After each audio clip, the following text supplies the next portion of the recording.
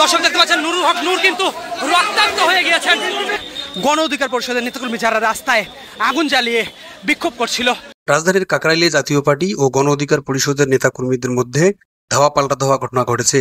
শুক্রবার 29শে আগস্ট সন্ধ্যা 6:30টার দিকে জাপার কেন্দ্রীয় কার্যালয়ের সামনে এ সংঘর্ষ হয়। ঘটনার পরপরই সেনাবাহিনী, পুলিশ সহ বিপুল সংখ্যক আইনশৃঙ্খলা বাহিনীর সদস্য মোতায়েন করা হয়। জাপার নেতাকর্মীদের অভিযোগ, গণ অধিকার পরিষদের মিছিল থেকে তাদের উপর হামলা চালানো হয়েছে।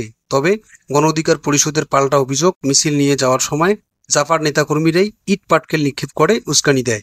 ইট পাটকেল নিক্ষেপ করছে আন্দোলনকারীরা। এবং গণ অধিকার পরিষদের উচ্চতর সদস্য ও গণমাধ্যম সমন্বয়ক আবু হানিফ জানান, আওয়ামী লীগের দোসরদের কার্যক্রম নিষিদ্ধের দাবিতে কেন্দ্রীয় কার্যালয়ে বিক্ষোভ সমাবেশের শেষে তারা পল্টন 0 পয়েন্ট থেকে মিছিল নিয়ে নাইটিঙ্গেল মোড়ার পথে যাচ্ছিলেন। এ সময় জাপার কার্যালয়ের সামনে থেকে তাদের মিছিল ইট পাটকেল ছোড়া হয়। তখন সেখানে 300 থেকে 400 জন অবস্থান করছিল বলে তিনি দাবি করেন। তিনি অভিযোগ, জাপার পাশাপাশি আওয়ামী লীগ ও যুবলীগের কর্মীরাও সেখানে উপস্থিত ছিলেন।